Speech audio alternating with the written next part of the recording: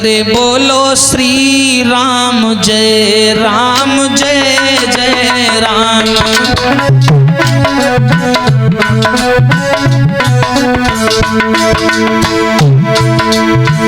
हरि बोलो श्री राम जय जय राम।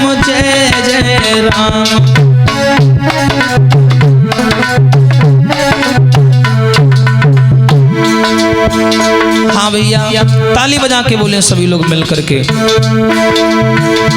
हरि कौशल्या के प्यारे राम,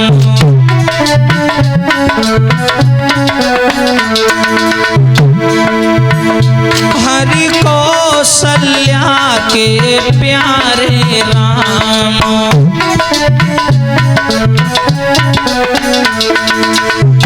बोलो दशरथ राज दुलारे राम।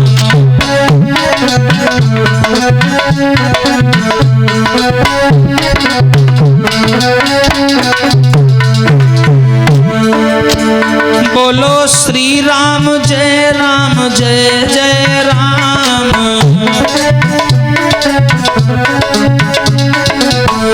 बोलो श्री राम जय जय राम।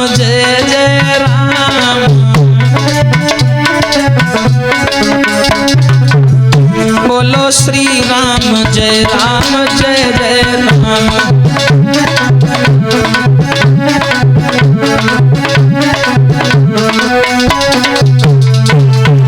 बोलिए सच्चिदानंद भगवान की।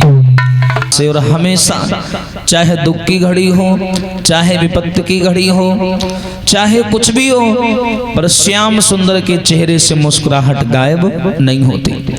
ये भी एक शिक्षा लेने योग्य बात है कि जब मानव के जीवन में समस्याएं उत्पन्न होती हैं, उस समय चार चीजें ऐसी हैं जो मानव की मदद करती हैं। धीरज, धर्म, मित्र और नारी, आपद काल परख ये हो चार। ये चार चीजें जब कभी मुसीबत आए या कोई काम बिगड़ जाए तो उस समय धैर्य से बड़ा कोई रास्ता नहीं है आदमी के पास। अगर मानव धैर्य करना सीख जाए अपने जीवन में तो उसके जीवन के समस्त दुखों का विनाश एक झटके में हो सकता है। लेकिन मानव धैर्यवान नहीं है। दुख आता है, फैसला लेने लगता है, सुख आता है तो अपनी पुरानी बातों को भूल करके ऊंचाई की ओर इतना अग्रसर हो जाता है कि अन्य लोगों के सम्मान को भी भूल जाता है।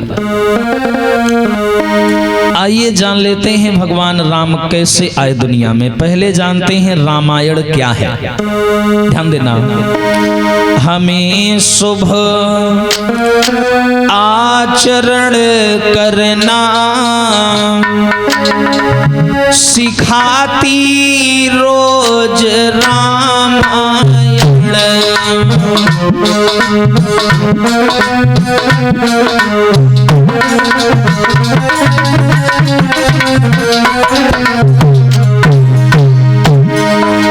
हमें शुभ आचरण करना सिखाती रोज रामायण। हमें निज धर्म पे चलना सिखाती रोज रामायण।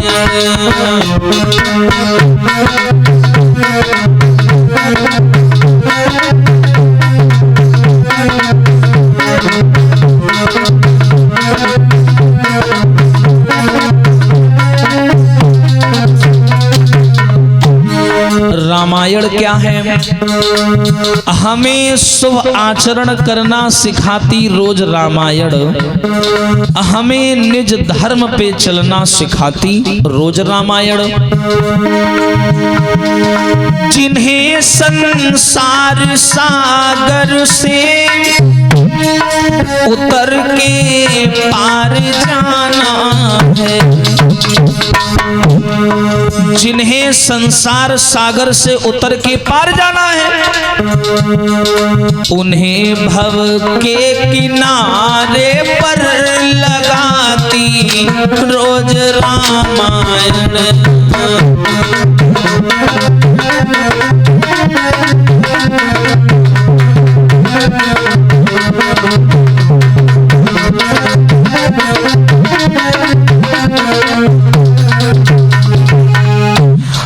हमें शुभ आचरण करना सिखाती रोज रामायण, हमें निज धर्म पे चलना सिखाती रोज रामायण। जिन्हें संसार सागर से उतरकर पार जाना है उन्हें भव के किनारे पर लगाती रोज रामायण। ये है रामायण। देखिए राम जी की लीलाएं बड़ी सुंदर है और मानव को श्रवण भी करना चाहिए और राम जी के बताए हुए सदमार्गों पर चलना भी चाहिए। बड़ी फायदेमंद चर्चाएं हैं। तो देखिए राम जी मृत्यु लोक में कैसे आए, ऐसी क्या आवश्यकता पड़ गई जो भगवान राम को यहाँ आना पड़ा, क्यों आते हैं भगवान मृत्यु लोक में। तो आइए रामायण में प्रवेश करते हैं, बड़ा आनंद आएगा। गोस्वामी तुलसीकृत रामायण की चर्चा आप सभी सुनेंगे और इस कलयुग में कम से कम 123 रामायणों की रचना अलग अलग कवियों के द्वारा हुई है कलयुग में, जिनमें से मुख्यतः 3 रामायणें हैं जो गीता प्रेस गोरखपुर से छप के आती हैं, जो पुस्तक भंडार है। 3 ही रामायणों को मुख्य स्थान मिला है, एक तुलसीकृत रामायण, एक वाल्मीकि रामायण और तीसरी आनंद रामायण, जगदीश रामायण। तब तो तमाम रामायण आ जाती। मुख्यतः पहली रामायण है वाल्मीकि रामायण। वाल्मीकि रामायण संस्कृत भाषा में है और उसी संस्कृत का हिंदी अनुवाद करके अवधी भाषा में चौपाइयों का निरूपण करके गोस्वामी तुलसीदास जी ने इतनी आसान भाषा में रामायण को लिखा ताकि अनपढ़ से अनपढ़ आदमी भी आसानी से समझ जाए। इतनी गहराई से ज्यादा नहीं लिखा, बड़ी सरलता से लिख दिया रामायण को। तो राम जी के जीवन के बारे में पहली चौपाई कि क्यों आए राम जी। तो भोले बाबा जब मैया सती को कैलाश पर्वत पे राम कथा सुनाते हैं तब ये बात बताते हैं, क्या बोले राम जन्म के, बोले राम जन्म के और हेतु अनेका और परम विचित्र एक ते एका। अब इस चौपाई को समझिएगा। राम जन्म के हेतु अनेका, हेतु माने कारण, परम विचित्र एक ते एका, सबके सब एक से एक विचित्र है। राम जी के आने के दुनिया में एक नहीं अनेकों कारण हैं और इन अनेकों कारणों में सबसे पहला कारण कौन सा है ये भी जान लो। हो जब जब होई धर्म की हानि बाढ़ी असुर अधम अभिमानी। सिया राम जय जय राम।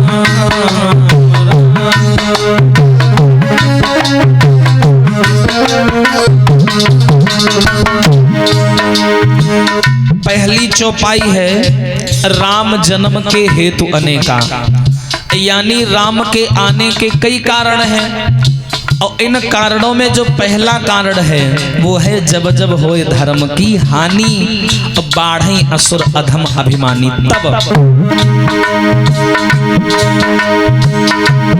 हो तब तब धरी प्रभु मनुज शरीरा हरहि आए भव सज्जन पीरा। सिया राम जय जय राम।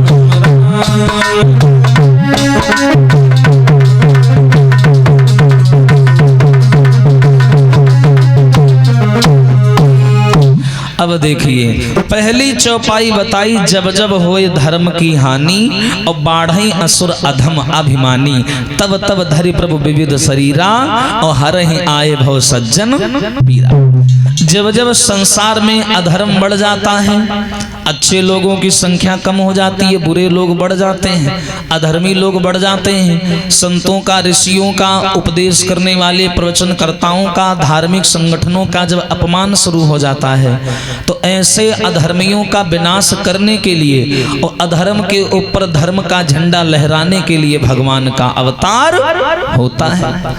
श्रीमद् भगवद गीता में भी बताया गया, यदा यदा ही धर्मस्य ग्लानिर्भवति भारत, यानी जब जब संसार में अधर्म बढ़ता है, धर्म कम हो जाता है, तो ऐसे अधर्मियों का विनाश करने के लिए भगवान का अवतार होता है।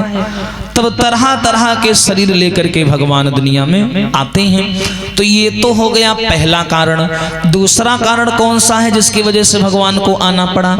नारद श्राप दीन एक बारा, हरि अवतरे हर निमहि भारा। एक बार नारद जी ने भगवान विष्णु को श्राप दिया कि तुम्हें मृत्यु लोक में जन्म लेना पड़ेगा। अब यहाँ ये सोचने वाली बात है, क्या भक्त भी भगवान को श्राप दे सकता है? बिल्कुल दे सकता है। क्यों दे सकता है? भक्त और भगवान का एक अटूट संबंध होता है कि जब भक्त नहीं होंगे तो भगवान कहाँ होगा।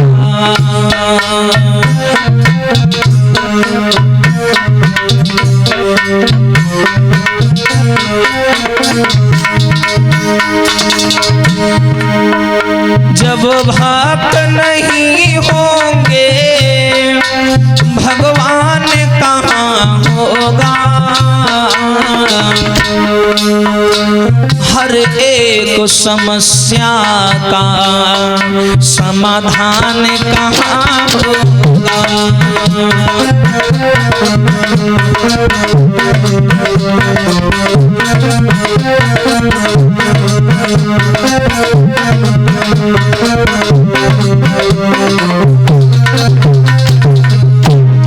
जब भक्त नहीं होंगे तो भगवान कहाँ होगा, और हर एक समस्या का समाधान कहाँ होगा। मैंने भक्त बहुत देखे, भक्ति भी देखी है मैंने।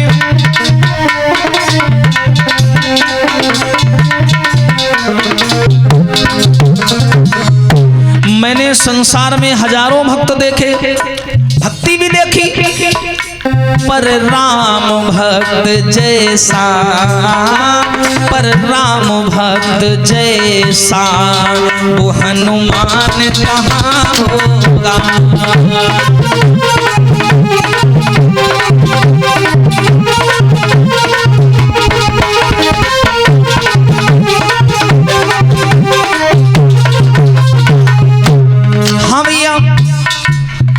तेरे जैसा राम भक्त ना हुआ न कोई होने वाला, एक जरा सी बात के पीछे सीना फाड़ दिखा डाला, ऐसा कोई भक्त नहीं मिलेगा। और सुनिए भैया, मैंने दान बहुत देखे, दानी भी देखे हैं।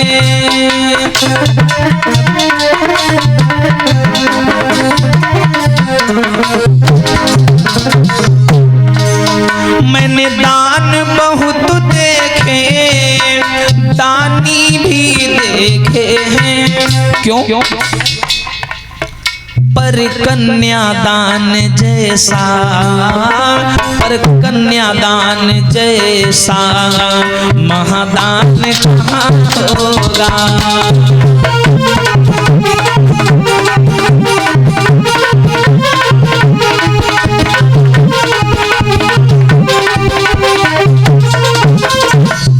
याद रखना, भक्त और भगवान का अटूट संबंध होता है। देवर्षि नारद भगवान के परम भक्त हैं, ये बात सत्य है। लेकिन नारद जी संत नहीं है, संता हैं, संत से भी बड़े हैं। नारद देखा विकल जयंता, लाग दया कोमल चित संता। संत से भी बड़े हैं देवर्षि नारद। तो नारद ने श्राप अच्छा कैसे दिया? एक बार की बात है कि देवर्षि नारद जो हैं ये कामदगिरि की गुफाओं में तपस्या कर रहे थे, नारद बाबा। तो क्या हुआ श्रोताओं, जब कोई भी तपस्या करता है या कोई सफलता की ओर जाता है तो आप लोगों ने देखा होगा टांग खींचने वाले, टांग अड़ाने वाले, मुसीबत देने वाले, परेशान करने वाले तमाम लोग आ जाते हैं बीच में। तो ऐसे ही नारद जब तपस्या करने लगे तो इंद्र को लगा कहीं ऐसा ना हो हमारी गद्दी ना चली जाए, तो इसने कामदेव को बुलाया और कहा चले जाओ और जाकर के इनकी समाधि भंग कई आओ। भैया कामदेव चला, क्या है? और जैसे ही कामदेव चला, कामदेव ने आकर के क्या किया, एड़ी से लेकर के चोटी तक ताकत लगाई, लेकिन नारद की समाधि भंग नहीं कर पाया। और जब नहीं भंग कर पाया तो नारद के पैरों में गिर गया, बोला बाबा जी माफ कर दो, हमने तो सोचा कि तुम हल्के फुल्के साधु होगे, आएंगे तुम्हारी समाधि को डिगा देंगे अपना जादू बिखरा करके, लेकिन हमें क्या मालूम था तुम इतने बड़े बलवान हो, इतने बड़े ब्रह्मचारी हो। कामदेव ने क्या किया कि नारद जी की प्रशंसा कर दी। और जिस आदमी को जीवन में प्रशंसा ना मिली हो और उस आदमी की अचानक बड़ाई कर दो तो समझ लो कि मामला गड़बड़ होना निश्चित है। क्यों? अंधेरा कहीं हम मिली पीतर, अब का बाहर धरी की भीतर। हाँ, जिस आदमी की कभी बड़ाई ना हुई हो, अभी यहाँ झूठे ही किसी से कह दिया जाए, इतने लोग बैठे हैं कि तुम ज्यादा सुंदर लग रहे हो, तो कहा दिन भरे में यहाँ पंदा शीशा फोड़ डाल रहे। हाँ, तो ज्यादा किसी की झूठी प्रशंसा नहीं करनी चाहिए, और प्रशंसा विनाश का कारण होती है, ये भी ध्यान रखना। अगर कोई तुम्हारी ज्यादा बड़ाई कर रहा है मुंह पे, सावधान हो जाना। बुराई कर दे एक बार मुंह पे तो ऐसे आदमी को घर बुला के भोजन करा देना, लेकिन जो मुंह पर प्रशंसा करे तुरंत उठ के चल देना। ऐसा आदमी बड़ा खतरनाक होता है, मुंह पे बड़ाई करने वाला। अगर कोई सवेरे सवेरे मिल जाए, राम राम करे और बड़ाई करने लगे तो समझ जाओ या तो ये रुपया उधार मांगी या तुम्हारी मोटरसाइकिल मांगी। हाँ, ऐसे आदमियों से सावधान है। ये गांव घर की बातें, हम सब गांववासी हैं तो गांव की बातें बताएंगे। अब देखो, नारद जी की इसने इतनी प्रशंसा कर दी, इतनी बड़ाई कर दी कि नारद को सच में लगने लगा कि हमसे बड़ा बलवान और हमसे बड़ा ब्रह्मचारी इस पूरी दुनिया में कोई दूसरा नहीं है। अभिमान हो गया नारद जी को, घमंड हो गया। और जब अभिमान हो गया तो देवर्षि नारद वहां से चले। नारद ने सोचा कि मैंने जीवन में पहली बार इतना बड़ा काम किया है, कामदेव को हरा दिया मैंने। अच्छा, इस आदमी में एक और कमी है क्या? मानव में।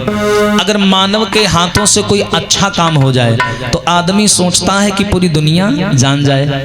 ध्यान से सुनिएगा। और आदमी के हाथों से जब बुरा काम होता है तो सोचता है कि पड़ोसी को भी भनक ना लगे।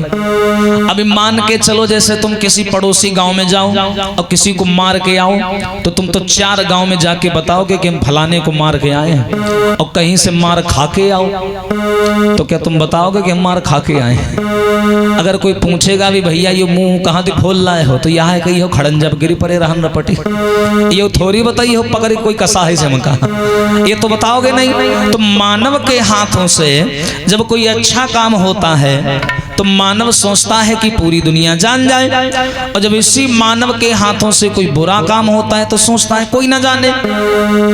तो नारद ने सोचा कि मेरी जिंदगी में पहली बार कोई इतना बड़ा काम हुआ है तो मैं सबको बताऊंगा ताकि सब लोग जाने तो कि नारद है क्या। नारद ने वीणा उठाई और चल दिए। कैसे जा रहे हैं? अरे तार तार से तार दो मुझको, अरे तार दो मेरे करतार, नारद की बीड़ा के स्वरों से और निकली ये झनकार, तार से तार न टूटे, प्रभु से प्यार न छूटे, तार से तार न टूटे।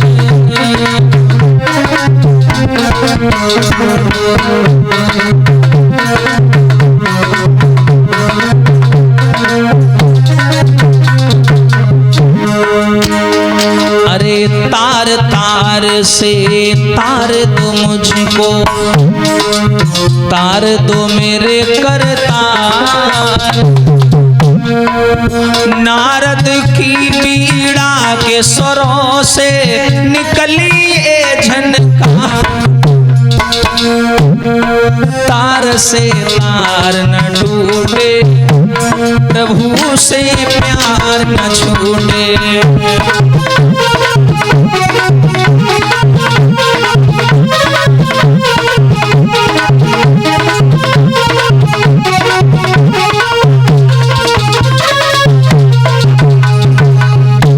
देवर्षि नारद चल दिए वहां से।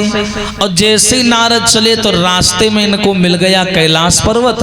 बोले काम करते हैं भोले बाबा, हमको हमेशा हल्के में लिए रहते हैं, आज भोले बाबा को बताते हैं हमने कितना बड़ा काम किया है, ताकि भोले बाबा भी हमारी थोड़ा इज्जत करें।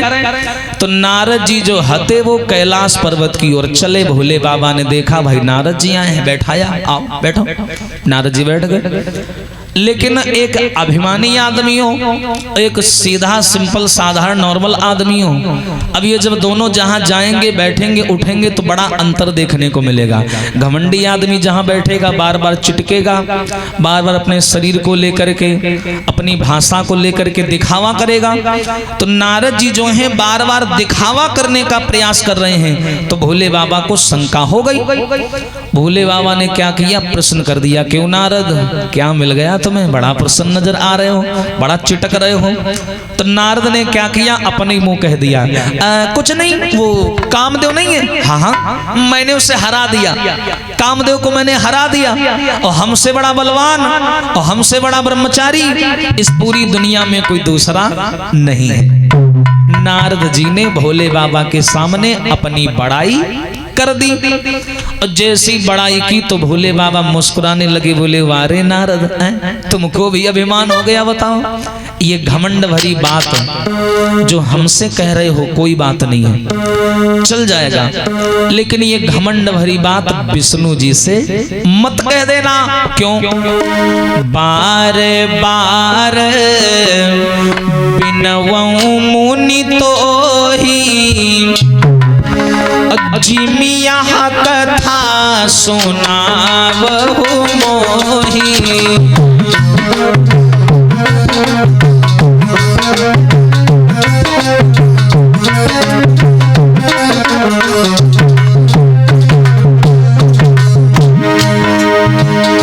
बार बार बिनवऊं मुनि तो ही जिमिया कथा सुनावहु मोही।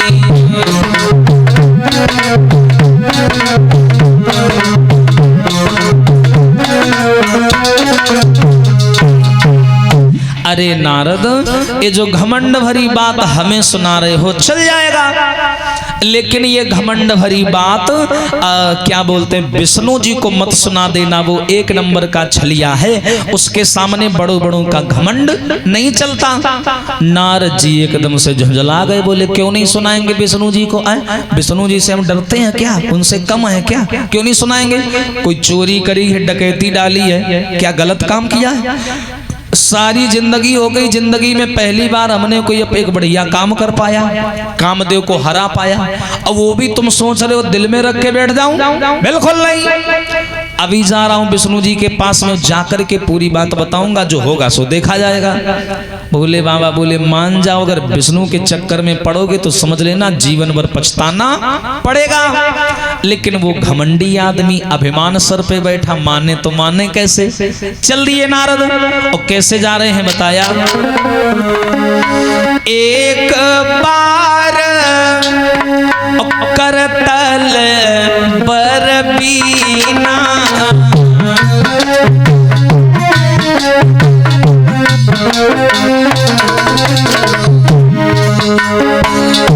गावत हरि गुणगान प्रवीणा।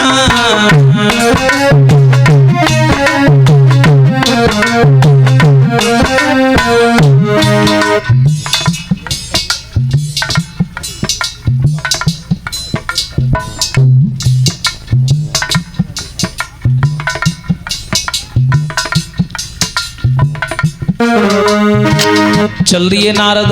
कैसे, हरसी मिले उठी रमानिकेता, हरसी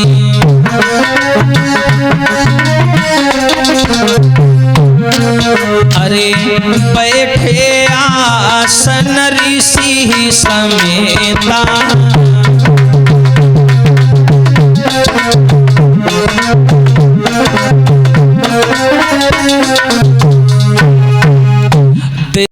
देवर्षि नारद ने बीड़ा उठाई, बोले मैं जाऊंगा जरूर, जो होगा सो देखा जाएगा। अच्छा, नारद जी चले और चलने के बाद में विष्णु जी के पास आए। अच्छा, विष्णु जी कौन है? नारद जी के इष्ट हैं, स्वामी हैं। और नारद कौन है? विष्णु जी के परम भक्त हैं। तो जैसे ही विष्णु जी ने देखा कि भाई हमारा शिष्य आया है, हमारा भक्त आया है, तुरंत नौकरों से आसन डलवा करके बैकुंठ में बैठाया। आओ बैठो नारद जी। कैसे आए? नारद जी बोले कुछ नहीं प्रभु, एक बड़ी खुशी वाली बात लाए हैं। बोले बताओ कौन सी बात है? नारद बोले प्रभु अब हम वो वाले नारद नहीं रहे, अब हम बहुत बदल गए हैं। बोले अच्छा बदल गए हो? क्या बदल गए हो? अरे वो कामदेव नहीं है ना? हाँ। अरे प्रभु जिस कामदेव के आगे बड़े बड़े संत ऋषि महात्मा सुर नर मुनि नतमस्तक हो जाते हैं, उसी कामदेव को मैंने अपने आगे नतमस्तक करवा लिया और कामदेव को हरा दिया मैंने।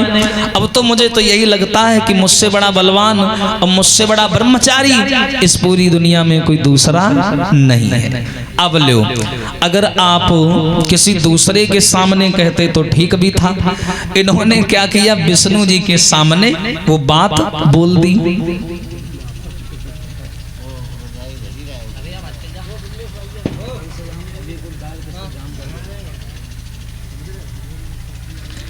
देवर्षि नारद ने वही बात बोल दी। और जैसे ही वो बात बोली कि हमसे बड़ा ब्रह्मचारी इस पूरी दुनिया में कोई नहीं है, तो भोले बाबा ने कहा था कि मत जाना वहां। ये नहीं माने। विष्णु जी के सामने इन्होंने घमंड का प्रदर्शन कर दिया कि हमसे बड़ा ब्रह्मचारी कोई है ही नहीं दुनिया में। अल विष्णु जी का दिमाग खराब सुनते ही सुनते। हाय ये क्या बोल रहे हैं नारद? ये तो अपने आप को अभिमानी मान बैठे, अपने आप को सब कुछ मान बैठे। पढ़े न वेदु और धर्म न जाने और अपने को सर्वोपरि माने। पढ़े न वेद और धर्म न जाने और अपने को सर्वोपरि माने, सब कुछ माने। भोले बाबा ने मना किया था जाना मत वहां पर। भोले बाबा ने मना किया पर नारद ने नहीं ध्यान दिया।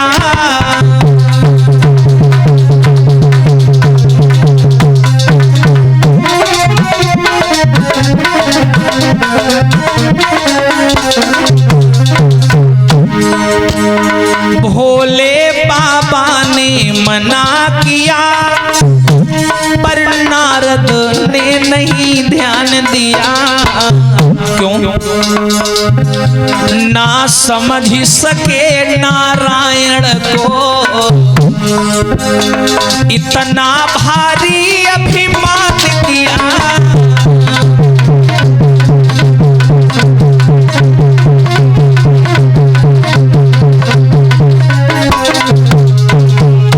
भोले बाबा ने मना किया पर नारद ने ना ध्यान दिया और ना समझ सके नारायण को इतना भारी अभिमान किया।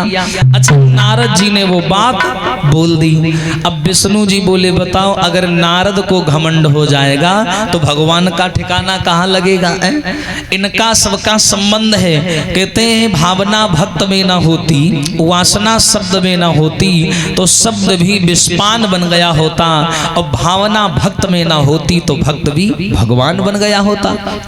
अब अगर ये हमारी बराबरी करेंगे तो भक्त और भगवान का जोड़ ही खत्म हो जाएगा। इसलिए भक्तों का होना जरूरी है। तो विष्णु जी ने क्या किया? इनको रिमांड में ले लिया, इनको दिमाग में रख लिया कि अब हम तुम्हारा घमंड मिटाएंगे जरूर, चाहे कुछ भी हो जाए। तो नारद जी घमंड भरी बातें करके घर जाने लगे। तो जिस रास्ते से नारद जी जा रहे हैं उसी रास्ते में भगवान ने क्या किया? एक माया का जाल बिछा दिया नारद जी का घमंड मिटाने के लिए। 400 कोस यानी 100 योजन का एक नगर बसा दिया भगवान ने ताकि हम इनका घमंड मिटा सकें। और उस नगर में एक राजा भी बना दिए। तेहीपुर बसई सील निधि राजा अगणित हयगय सेन समाजा। एक राजा भी बना दिए और एक सुंदर सी कन्या भी बना दी। अब यहीं से समझ लो, माया का जहां पर रूप तोड़ना है, किसी का घमंड मिटाना है, तो नारी का सहारा जरूर लिया गया। चाहे बात यहाँ की हो चाहे वहां की हो, दोनों जगह नारी का बड़ा महत्व। किसी का घमंड तोड़ना है, कुछ भी करना है, हाथ पैर तोड़वाने हैं, तो इनको जरूर शामिल करो। हाँ, वास्तव में तो देखिए, नारी एक सुंदर सी कन्या भी बनाई। विश्व मोहिनी तास कुमारी श्री विमोह जस्तस मनुहारी, एक सुंदर सी कन्या भी बना दी। और वो कन्या भगवान ने जानबूझ करके इतनी सुंदर बनाई ताकि नारद जैसे उस लड़की को देखें, तुरंत देखते ही देखते नारद का चित्त भंग हो जाए। भंग, चित्त का मतलब क्या है? मन बुद्धि ध्यान। जब ये तीनों एक होते हैं तो चित्त का निर्माण होता है। तो बोले जब चित्त भंग हो जाए, ऐसी कन्या बनाई और नाम है विश्व मोहिनी। विश्व यानी संसार, मोहित यानी मोहित कर ले। अब पूरे संसार को जो मोहित कर ले, पूरे संसार में सबसे सुंदर ऐसी कन्या बनाई भगवान ने। और उस लड़की का उसी नगर में स्वयंवर चल रहा था और नारद जी विष्णु जी से मिलकर के लौट रहे थे।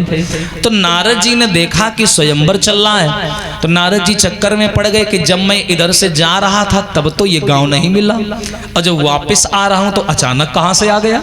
नारद जी समझ नहीं पाए, शंका हुई लेकिन समझ नहीं पाए, क्योंकि सर पर अभिमान बैठा था, सर पे घमंड बैठा था। नारद जी जान नहीं पाए। और उसी घमंड में क्या हुआ, नारद जी पहुंचे उस नगर में। सील निधि नाम के राजा के नगर में जैसी घुसे, तो सील निधि नाम के राजा ने जैसी इनको आता हुआ देखा, हाथ पकड़ करके अंदर ले गया और ऊंचे सिंहासन पर बैठाया, पैर वैर छूने लगा और स्वागत सम्मान करने लगा। बोला, बताइए नारद जी कैसे हैं आप? नारद जी बोले, ये बताओ ना हम तुमको जानते ना तुम हमें जानते, तुमको हमारा नाम कैसे पता? तो नारद बोले, तो सील निधि नाम का राजा बोला, महाराज तुमको कौन नहीं जानता, तुम वही नारद हो ना जिसने कामदेव को हराया है। हाँ वही है, वही है, वही है। अब तो और घमंड हो गया इनको, अब तो और सेवा करने लगा। वो कैसे कि खुली गए भागी हमारे, मेरे गुरुवर पधारे।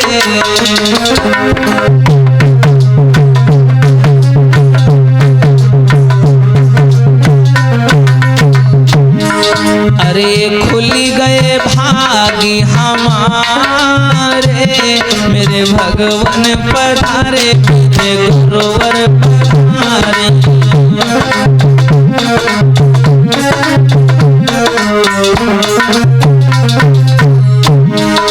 तुम तो गुरु जी मेरे चंदा हो सूरज,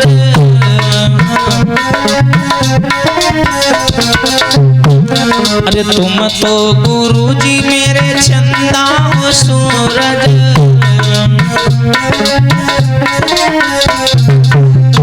अरे हम आकाश के तारे, मेरे गुरु पधारे।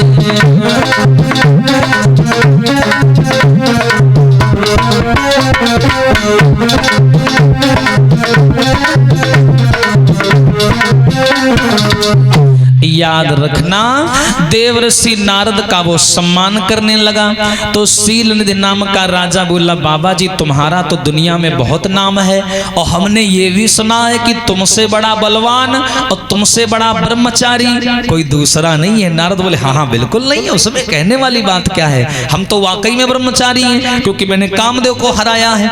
एक तो घमंड था ही, ऊपर से राजा ने जलते हुए घमंड की आग में थोड़ा सा सम्मान रूपी घी और डाल दिया और उनका घमंड बढ़ गया। तो सील निधि नाम का राजा बोला, गुरुजी मेरे घर में मेरी बिटिया का स्वयंवर है, विश्व मोहिनी का, और कल स्वयंवर है। एक काम करिए, आप इतने बड़े संत हैं, मैं अपनी लड़की को लाके आपके सामने खड़ा करता हूं। उस लड़की के हाथ की रेखाओं को, मस्तक की रेखाओं को देख करके बताओ कि उस लड़की का भविष्य कैसा है और जिसके साथ स्वयंवर संपन्न होगा वो कैसा होगा, उसके बारे में थोड़ा बताओ। नारद जी बोले, हाँ हाँ क्यों नहीं, लड़की को बुलाओ, हम कोई छोटे मोटे साधु हैं क्या, हम बहुत बड़े साधु हैं, बहुत बड़े बाबा हैं। तुम बुलाओ, लड़की को बुलाओ। अब जैसे ही इतना बोला गया तुरंत क्या हुआ, शील निधि ने कन्या को ला करके सामने खड़ा कर दिया। जानबूझ करके भगवान ने इतनी सुंदर बनाई थी कन्या।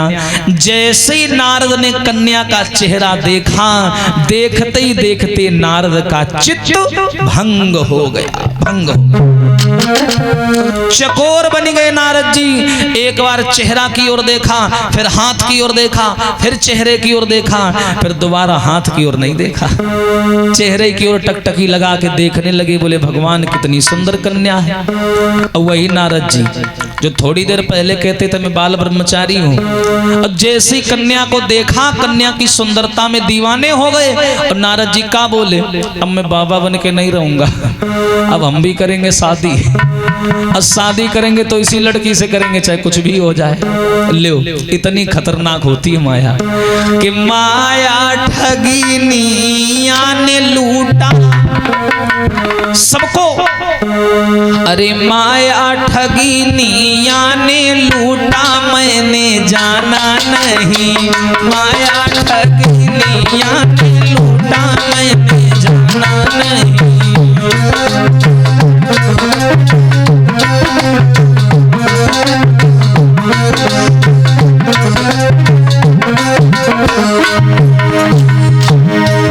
अरे ब्रह्मा को लूटा देखो विष्णु को लूटा,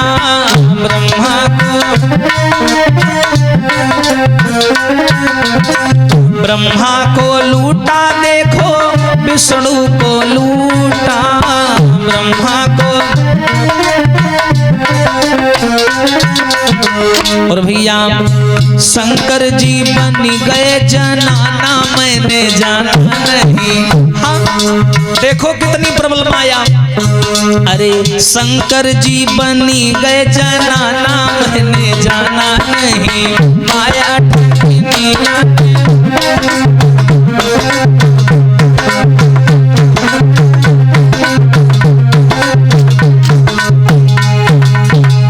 इतनी प्रबल भगवान की माया।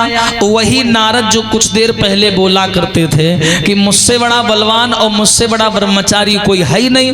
अब वही नारद जी ने जब कन्या की सुंदरता को देखा तो चकोर बन गए। बोले कितनी सुंदर है कन्या, अब मैं बाबा बन के नहीं रहूंगा, मैं भी शादी करूंगा, और शादी करूंगा तो इसी कन्या से करूंगा। लेकिन उस कन्या के भाग्य में लिखा था इस कन्या से वही शादी कर पाएगा जो देखने में सबसे सुंदर होगा, जो पूरे विश्व में सबसे सुंदर होगा, और ऐसे इंसान से शादी होगी जो युद्ध में किसी से हारा ना हो। नारद जी बोले हम तो इतने बड़े हो गए कभी युद्ध ही नहीं लड़ा हमने, जिंदगी भर पाठ ही पूजा करते रहे, हवन ही करते रहे, करतार बजाते रहे, अब क्या करें, ये तो विपरीत मामला पड़ गया, अब शादी कैसे होगी। नारद जी बड़ा चिंता में पड़े। बोले क्या करूं, इस कन्या के नसीब में लिखा है इससे वही शादी कर पाएगा जो देखने में सुंदर हो, और मैं तो सुंदर भी नहीं हूं, करूं तो करूं क्या। कन्या का हाथ छोड़ा, भाग्य बताना तो भूल गए, चुपचाप घर की ओर चल दिए। और वही नारद जब कभी कहीं जाते हैं तो नारायण नारायण का जाप करते हैं। अब नारायण तो चला गया कोने में, अब तो विश्वमोहिनी विश्वमोहिनी विश्वमोहिनी उसी के नाम की रटन लगाने लगे। और जब विश्वमोहिनी जपने लगे नारद, तो देखने वाले देवता हैं तो ठहाका मार के हंसने लगे। बोले देख लो भैया, माया का तमाचा ऐसा पड़ा कि नारद जी भी बावले हो गए। अब बताओ हमारी तुम्हारी क्या औकात है कि छोड़ कर हाथ बिटिया का नारद चले, दिल में बातें छुपी की छुपी रह गई।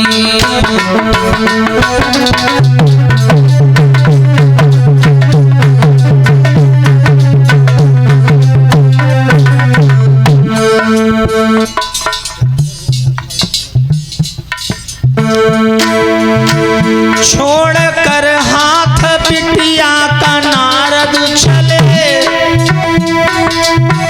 दिल में बातें छुपी की छुपी रह गई। कुछ कह ना सके अपने मन की व्यथा, श्वास उनकी रुकी की रुकी रह गई।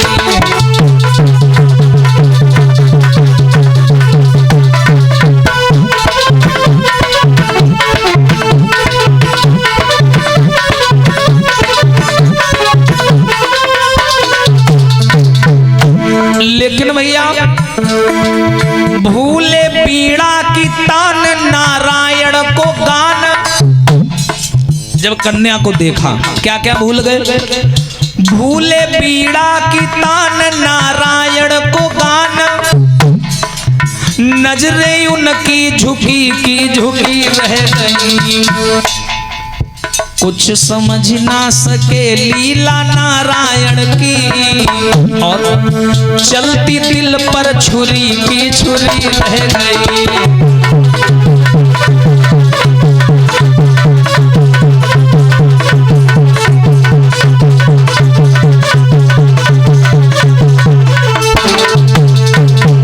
वाह रे वाह, कन्या, उस कन्या का ऐसा जादू चला नारद के ऊपर, ऐसा जादू चला कि चकोर बन गए बेचारे। जो आठवां याम कभी नारायण का नाम लिया करते थे, चलते फिरते सोते जगते खाते पीते उठते बैठते जो नारायण की पूजा किया करते थे, आज वही नारद इतने बावले हो गए, इतने दीवाने हो गए कि बस विश्व मोहिनी विश्व मोहिनी। अब रास्ते से जा रहे हैं, कोई अगर आदमी मिलता है, भैया जय श्री नारायण, तो नारद जी कहते हैं अरे हटो यार, दिमाग ना खराब करो, हाँ दिमाग मूड नहीं काम कर रहा है। कोई जवाब नहीं, कोई मतलब नहीं। अब बेचारे घरे लौट के आए, घर लौट करके आए नारद जी।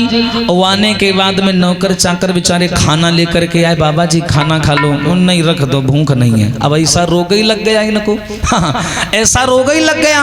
अब भैया याद रखना, ये जिस जिसको रोग लग गया तो समझ लो वही कि तेरा ही पक्की है। हाँ, वास्तव में एक कवि कहता है क्या कि प्रेम का रोग सुनो भैया,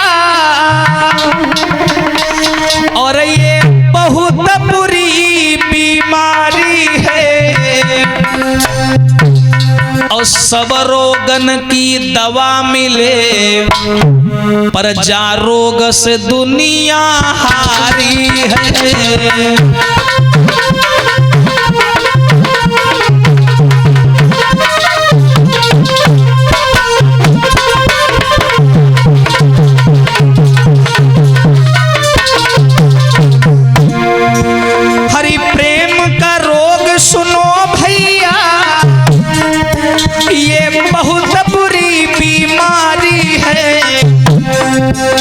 अरे सब रोगन की दवा मिले, जा रोग से दुनिया हारी है।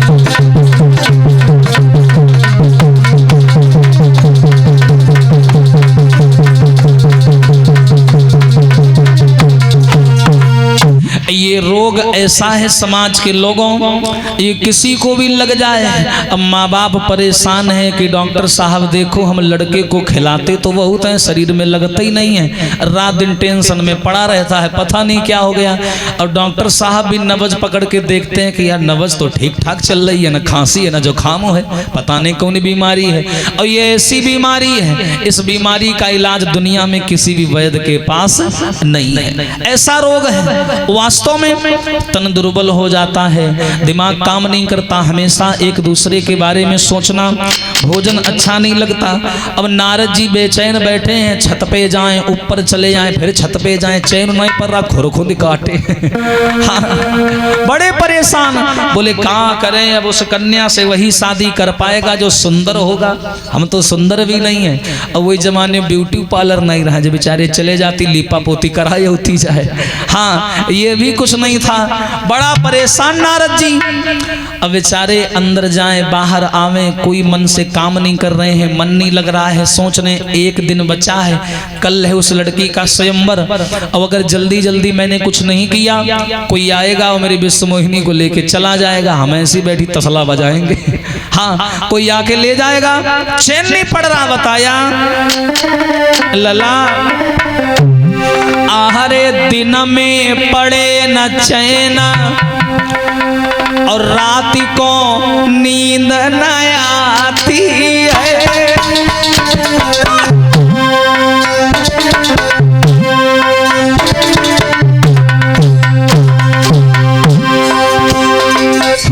बा बीमारी।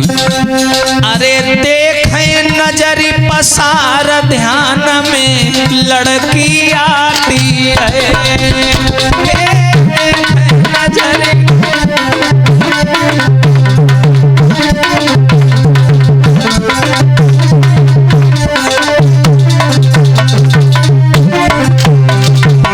वाह जी वाह। नारद जी को चैन नहीं पड़ रहा, बेचैनी सवार है। सोच रहे आज का दिन कल का दिन नहीं है, कल है उस लड़की का स्वयंवर। तो मैंने भी तो कुछ किया नहीं, मैं मर जाऊंगा उसके बिना, क्या करूं। सोच रहे हैं नारद क्या, अरे घड़ी पोत की सदी नया आवेगी, जब विश्व मोहनी दुल्हन बन मेरे घर में आवेगी।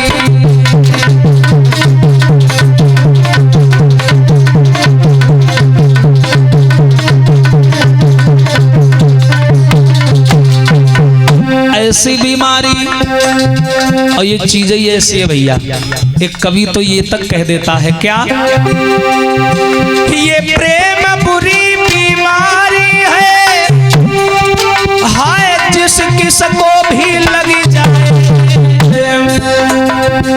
खाना पीना की कौन कहे, नींद भी हराम हो जाए।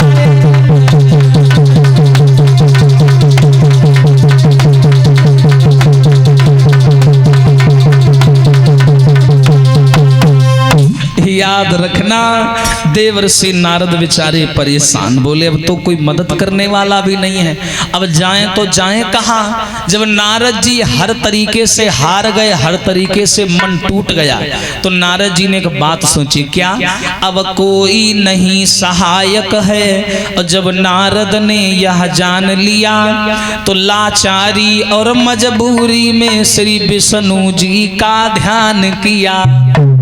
जान गए वो कोई मदद करने वाला नहीं है, लाओ पिताजी कोई बुलाएं मालिक साहब को, वही मदद करेंगे। तो नारद जी ने दोनों हाथ जोड़ करके विष्णु जी को बुलाया। अच्छा विष्णु जी आए, आकर के सामने खड़े हो गए, ऐसे नारद जी खड़े, ऐसे विष्णु जी। तो विष्णु जी जैसी प्रकट हुए, तो विष्णु जी ने जैसी नारद की हालत को देखा तो पीछे को मुंह घुमा के हंसने लगे। क्यों? क्योंकि जाल तो विष्णु जी ने बिछाया था। विष्णु जी ये सोच के हंसने लगे कि मैंने जो जाल बिछाया है, इस जाल में मछली इतनी बुरी तरीका से फंसी है, फड़फड़ा रही है, निकल नहीं पा रही है। नारद जी को मछली बोल दिया कि बहुत बुरी तरीका से फंसे हैं, निकल नहीं पा रहे। तो विष्णु जी ने पूछा, कहो नारद जी कैसे याद किया हमको? नारद जी अब देखो यहाँ पर इनका भाव कैसा है। नारद जी बोले प्रभु वो क्या, बोलो ना क्या बात है। नारद जी बोले हम इसलिए बुलाया है, हम करना चाहते हैं। करना चाहते हैं? अच्छा खुल के नहीं बोल रहे हैं, शर्म आ रही है ना बोलने में। नारद जी बोले करना चाहते हैं। तो विष्णु जी बोले करना चाहते हो, क्या करना चाहते हो? बोले वही तुम्हारी हो गई है, हमारी नहीं हुई है, समझ जाओ। बोले ऐसे कैसे समझ जाए, खुल के बोलो। बोले वो वही करना है मुझे, गोल गोल। क्या गोल गोल? अरे वो नहीं होती है, पहली हो दूसरी हो या तो बिटिया बाप है की, हाँ वो हम करना चाहते हैं। बोले ऐसे नहीं समझे, खुल के बताओ क्या करना है। नारद जी बोले प्रभु तुम्हारे तो 2-3 है, हमारे तो एक भी नहीं है, बस समझ जाओ। बोले नहीं ऐसे नहीं, खुल के बताओ क्या चाहिए तुम्हें। नारद जी बोले प्रभु बता देंगे, डांटोगे तो नहीं? अरे हम क्यों डांटेंगे भाई, स्वतंत्र हो और ऊपर से बाल ब्रह्मचारी हो तुम भाई, तुम्हारी टक्कर में कौन है इस दुनिया में, बाल ब्रह्मचारी हो। एक तो बेचारा और परेशान। हाँ बोले बाल ब्रह्मचारी हो, इतने बड़े बलवान हो, तुमको कौन परेशान करेगा, बताओ बताओ क्या चाहिए। नारद बोले बताएं। बोले बताओ। प्रभु ऐसा है ना, हम विवाह करना चाहते हैं, शादी। जैसे विवाह का नाम सुना विष्णु जी बोले इसी मुंह देखी बैलऊ, ये विवाह करें बुढ़ापा, क्या करेगा? बोले शादी करेंगे। विष्णु जी बोले शादी? नारद तुम नारद ही हो, कोई और तो नहीं है? अरे हमका पता है, जब मौज ना ले। हाँ हम शादी करेंगे। बोले तुम शादी करोगे? तुम तुम तो कल हमारे यहाँ आए थे और ये कह रहे थे कि मैं बाल ब्रह्मचारी हूँ, बलवान हूँ, मैं तो कभी शादी नहीं करूंगा, नारी से दूर रहूंगा, और 15 ही घंटे में तुम्हारा मन बदल गया। नारद बोले क्या करें, वो एक कन्या को हमने देख लिया और जब से हमने देखा तब से हमको चैन नहीं पड़ रही है, हमारा मन बदल गया, अब हम शादी करेंगे और शादी करेंगे तो उसी लड़की से करेंगे। और विष्णु जी बोले तो फिर जो ब्रह्मचारी का चिन्ह है, बोले हाँ वही है जो हो तुम ब्रह्मचारी ब्रह्मचारी हम सब नहीं मानते है। हाँ जैका देखो हमारे 9 भैया हैं बड़े वाले, वही बिहाव करे घूमे रहे, हम है बने बैला घूमे रहे हैं और कर रात बिरात हारे थके आओ, कोई प्यार से बातों करे वाला नहीं है, आओ वैसे बैलन के ना पर के सो जाओ, कोई पूछो वाला नहीं है, मरे जिंदा हो। हाँ तो बोले हम शादी करेंगे और शादी करेंगे तो इसी लड़की से करेंगे, ऐसी बात बोली नारद ने। तो विष्णु जी बोले भाई अगर शादी करनी है, कन्या भी तुमने देख ली है तो कर लो, हमें क्यों बुलाया तुमने? नारद बोले तुम्हें इसलिए बुलाया है कि उस कन्या के भाग्य में लिखा है कि इस लड़की से वही शादी करेगा जो सुंदर होगा। हम सुंदर नहीं है, एक काम करो हमका सुंदर कह दो, मारे भगा के ग्वारो कह दो, हमका जाई तो या कह दाम जयमाला हमरे पर जाए, इतना सुंदर बना दो हमें। अगर सुंदर ना बनाओ तो एक काम करो, क्या? जेहि विधि हो ही नाथ ही तमोरा,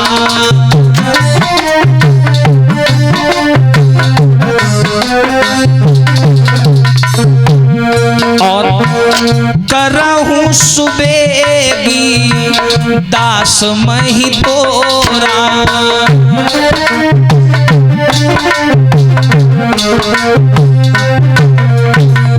ए महाराज अगर सुंदर ना बनाओ तो एक काम करो, क्या? जेहि विधि हो ही नाथ ही तमोरा। नारद जी कह रहे हैं एक तरफ हमें सुंदर बना दो और दूसरी तरफ ये चौपाई भी लगा रहे हैं, करहूँ सुबेगी दास मही तोरा।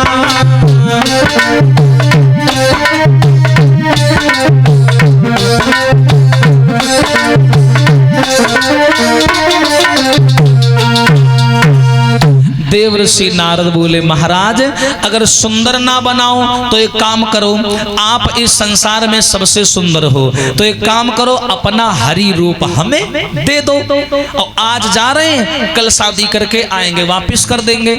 अच्छा ऐसा दूल्हा कहीं देखा है आप लोगों ने जो शादी करने जा रहा हो और कह रहा हो कि भैया तुम ज्यादा निक लागत हो, अपन थूथुन दे दो हमका किराए पर, आज जा रहे हैं ना और कल बिहाव के लौटा दे भी आए। तो ऐसे हैं देवर्षि नारद। नारद बोले मैं सुंदर नहीं हूं, ऐसा करो हमें अपना चेहरा दे दो, हरि रूप अपना हमें दे दो और हम जाएंगे विवाह करके लौट आएंगे। एक तरफ कह रहे हैं सुंदर बना दो और दूसरी तरफ कह रहे जेहि विधि होई नाथ हित मोरा, हित माने भला, यानी जिस काम को करने से मेरा भला हो वही काम करना, और दूसरी तरफ कह रहे हैं सुंदर बना दो। अब जो आदमी सुंदर होगा भला उसका भला होगा, विचार करिए आप लोग, तमाम उसके जीवन में समस्या। बड़ी बात गहरी है, सुंदरता का विरोधी नहीं हूं, सुंदरता तो ईश्वर का रूप है, लेकिन अति जहां अति लगी है तो वहां पर नुकसान है। अति का भला न बोलना, अति की भली न चूप, और अति का भला न बरसना, अति की भली न धूप। जो ज्यादा सुंदर होता है उसके जीवन में दुख और समस्याएं होती हैं, जो कम सुंदर होता है उसके जीवन में भी समस्याएं होती हैं, जो मर्यादा बीच का होता है उसका जीवन सुख से भरा रहता है। तो नारद जी कह रहे हैं एक तरफ मेरा भला करो और दूसरी तरफ कह रहे हैं मुझे सुंदर बना दो। नारद ने कहा कि अपना हरि रूप हमें दे दो, और संस्कृत में व्याकरण ग्रामर की दृष्टि से देखा जाए तो हरि का एक और अर्थ होता है वानर। वानर का मतलब होता है बंदर। तो नारद जी ने तो कहा था हमें सुंदर बना दो, और भगवान ने क्या किया इनको बंदर बना दिया। बंदर, अच्छा बंदर कैसा बनाया? गर्दन के नीचे का जो हिस्सा है वो मनुष्यों वाला था, बाकी थोड़ा गोरा कर दिया, और सर लगा दिया बंदर का, बाकी शरीर मनुष्यों का, और मुंह लगा दिया बंदर का। तो नारद जी ने जब हाथ देखे बोले वाह कितने गोरे हैं, और ये होना ही मालूम कि मुंह लाग है बंदर क्या है ये नहीं पता। उस जमाने में शीशा भी नहीं था जो बेचारे अपन थूथुन देख लेती हम कैसे लागे रहे, ये भी नहीं था। अब बंदर का चेहरा लेकर के नारद शादी करने चल दिए। बंदर का चेहरा, बाकी शरीर गर्दन के नीचे का मनुष्य का, और मुंह लगा दिया बंदर का। बोले जा ब्याह का आओ। अब नारद जी बंदर क्या मुंहले खप खप करते चले। हाँ कैसे चले?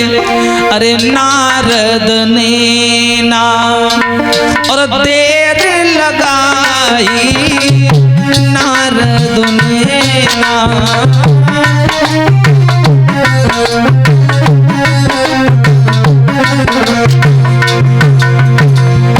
नारद ने ना देर लगाई, पहुँचे बीच, हाँ पहुँचे बीच स्वयंवर जाई, पहुँचे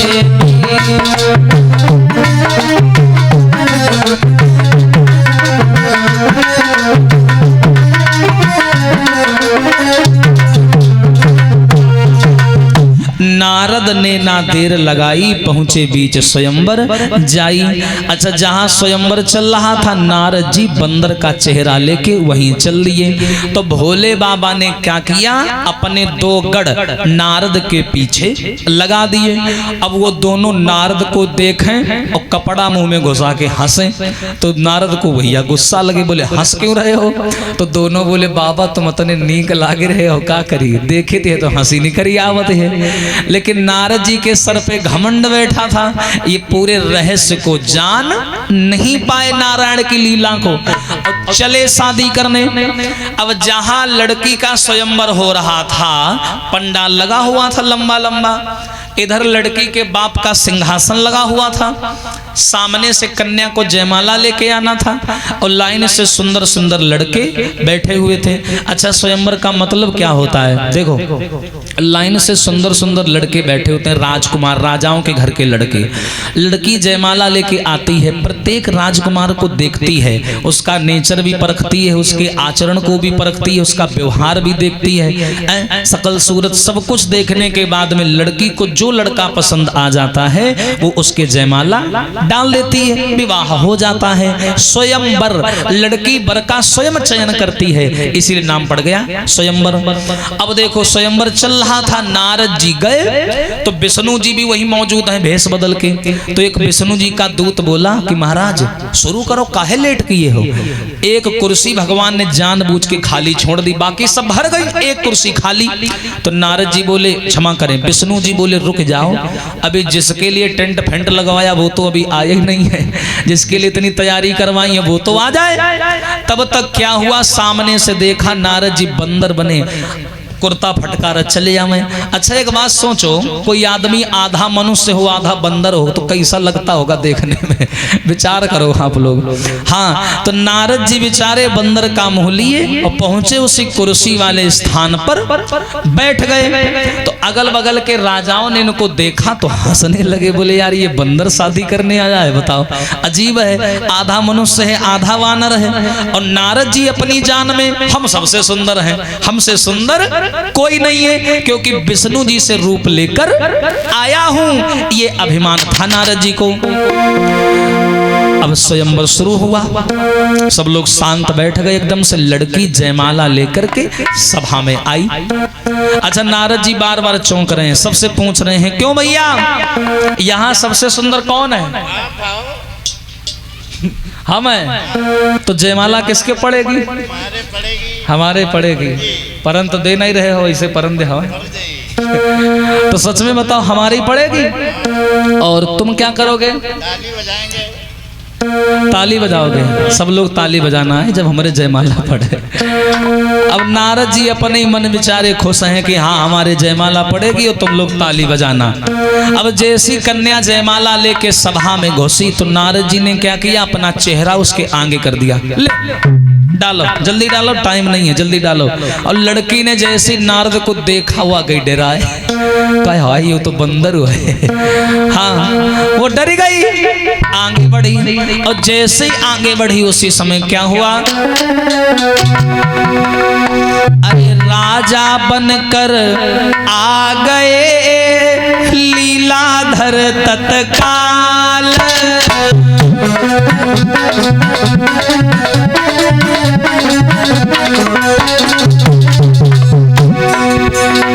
अरे राजा बनकर आ गए लीलाधर तत्काल,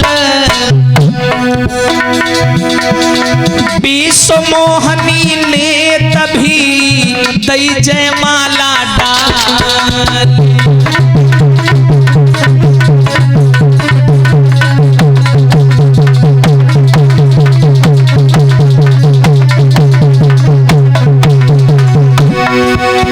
देवर्षि नारद को लड़की ने अनदेखा कर दिया।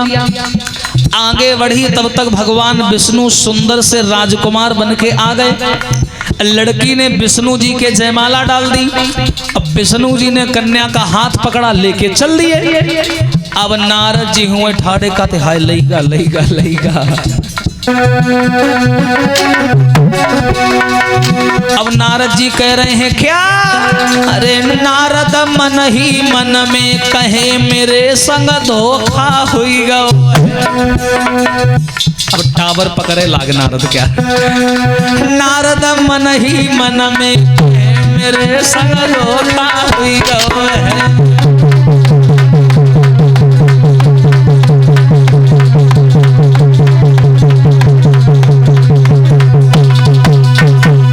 नारद जी ने क्या किया? अब ये वहां खड़े, अब भगवान विष्णु सुंदर से राजा बन करके आए और जैसे ही लड़की ने जयमाला डाला विष्णु जी ने हाथ पकड़ा, लेके चल दिए। अब नारद जी हुए टकटकी लगा का ले ये लईगा, बताओ लईगा। पर्दा रदा फारे लाग, टेंट क्या कुर्सी उठा उठा क्या लाग। नारद जी बोले ये हो नहीं सकता, ये हो नहीं सकता। चिल्लाए लाग याग राजन के यहाँ पकड़े पकड़े कूटे लाग। नारद जी गुस्सन में यहाँ बोले ये हुआ कैसे? हमारे इतना तैयार हुई क्या ना बताओ। ये उसके साथ में चली गई और कैसे चली गई? अब नारद जी धद्धरी गुस्साएं, धद्धर किटकिटाएं, बोले लड़की पागल हो गई है। मैं विष्णु जी से चेहरा मांग करके लाया था, क्या विष्णु जी इतने बेकार हैं जो इसने हमको छोड़ करके उस राजकुमार को वर्ण कर लिया, उसके साथ चली गई? ये लड़की पागल हो गई है। तो दोनों भोले बाबा कर चेला हुए ठाड़ रहे हैं, दोनों बड़े बदमाश आए और नारद जी का कुर्ता पकड़े लग। बाबा ए बाबा बाबा बाबा बता रहे दिमाग खराब है, तेखन बात ना करे, बहुत मूड डिस्टर्ब है। बोले अच्छा सुनो हमारी बात, हम इसलिए आपको तंग कर रहे हैं कि हम मानते हैं आप सुंदर हो, इसमें कोई शक नहीं है। वो देखो कोने में पानी भरा है जमीन में। तो नारद बोले का करी, डूब मरी? बोले डूब न मरो, ऐसा करो जो पानी भरा है उस पानी में झांक करके देखो तुम कितने सुंदर हो, अभी हकीकत सामने आ जाएगी। पानी में झांको जाए। नारद जी बोले इसका मतलब मेरे चेहरे में कोई गड़बड़ी है? नारद जी गए और जैसे ही पानी में झांका, पानी प्रतिबिंब का दर्शन कराता है, तो जैसे ही पानी में झांका तो नारद जी ने देखा कि बाकी शरीर मनुष्य का और मुंह लगा बंदर का। अब नारद जी की आंखें खुली की खुली रह गईं। अब दोनों गढ़ पीछे थे, बोले अब बताओ कहियो छुंदल, अब कहियो छुंदल। नारद जी बोले यार तुम सही कह रहे थे यार, तभी हम कहे कि सब हमें देख के हंस क्यों रहे हैं। हाँ तब वहीं कही कि कुत्ता हमका काहे रपटा रहे बेरी बेरी, हम नहीं समझ। नारद जी यही समझ नहीं पा रहे थे। हाँ अब जैसे ही नारद जी ने देखा कि वास्तव में हकीकत क्या है, मुंह लगा बंदर का बाकी शरीर मनुष्यों का, तो नारद जी वहां से चले। बोले वारे विष्णु जी, हमने कहा था सुंदर बना देना और तुमने हमें बंदर बना दिया। चल लिए नारद क्रोध में। और जहां विष्णु भगवान उस कन्या को लेकर के और मैया लक्ष्मी को लेकर के जा रहे थे, साथ में लक्ष्मी जी भी हैं। नारद जी गए और जाकर के विष्णु जी को घेर लिया। खड़े हो जाओ, शर्म नहीं आती तुमको? अरे सर्व स्वतंत्र न सिर पर कोई, भाव ही मन ही करो तुम सोई।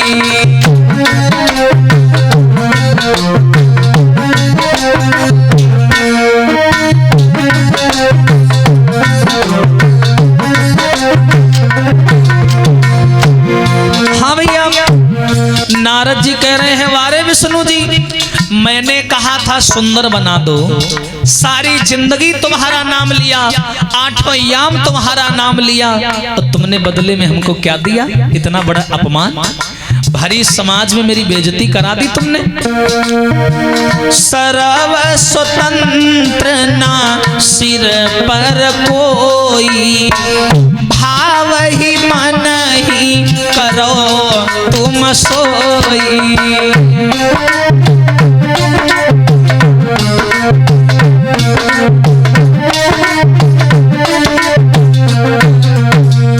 देवर्षि नारद बोले सर्व स्वतंत्र न सिर पर कोई, और भाव ही मन ही करो तुम सोई।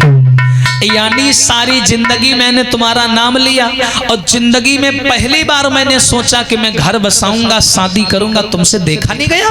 भरी सभा में मेरा अपमान करवा दिया, भरी सभा में लोग मेरे ऊपर ताली पीट पीट के हंस रहे थे, मेरी बेइज्जती करवा दी तुमने। तुम्हें शर्म नहीं आती? अब एक तो नारद जी और गुस्सा में ठाड़ रहा है, तो विष्णु जी ने और उन्हें गुस्सा दिला दी, हंस दिया। और हंस के विष्णु जी बोले का होगा, काहे हमारी बलबल आती है। और नारद जी तुम अच्छा हंस रहे हो, मौज ले रहे हो। तो नारद जी गुस्से में आए और कमंडल उठाया, जल लिया और श्राप दे दिया। क्या श्राप दिया? ध्यान से सुनना।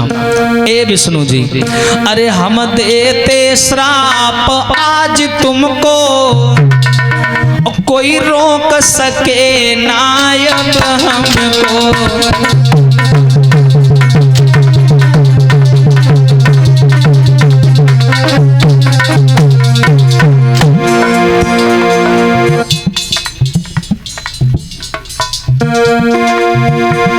हम देते श्राप आज तुमको, कोई रोक सके नायब हमको। और ये याद रहे पृथ्वी ऊपर, भूपाल पड़े बनना तुमको।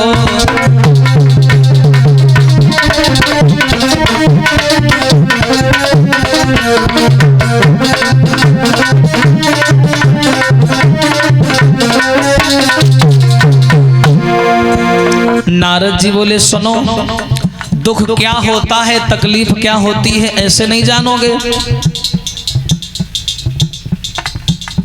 जब मृत्यु लोक में मनुष्य बनकर के आओगे, तब तुम्हें पता चलेगा दुख क्या होता है, तकलीफ क्या होती है। अभी तो नारायण हो तो तुम क्या जानो दुख क्या होता है। लेकिन जब मृत्यु लोक में आओगे राम बनकर के, तब तुम्हें पता चलेगा कि दुख क्या होता है और तकलीफ क्या होती है। और सुनो, ये जो तुमने हमें बंदर बनाया है, बंदर बंदर की सूरत दी हमको, बंदर ही सहायक हो रण में।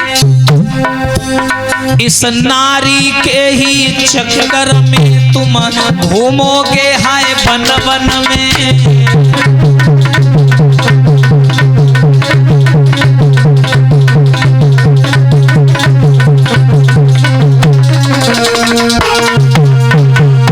देवर्षि नारद बोले महाराज, ये जो तुमने हमें बंदर बनाया है, जब त्रेता युग में राम बन करके आओगे तो यही बंदर तुम्हारी मदद करेंगे, और बिना इन बंदरों की मदद के तुम कोई भी लड़ाई जीत नहीं पाओगे। और जिस नारी के चक्कर में मैं रोया हूँ, जिस लड़की के चक्कर में मैं रोया हूँ, इसी लड़की के चक्कर में तुम्हें भी रोना पड़ेगा और बन बन भटकना पड़ेगा। ध्यान रखना, ये श्राप नारद जी ने दे दिया। और जैसे श्राप दिया, विष्णु जी बोले ये तो मामला उल्टा होगा। हमने सोचा था कि हम इनका घमंड मिटाएंगे, यही तो हमारे उठा के गुम्मा मार दी। हाँ, तो विष्णु जी ने देर नहीं लगाई, क्या किया?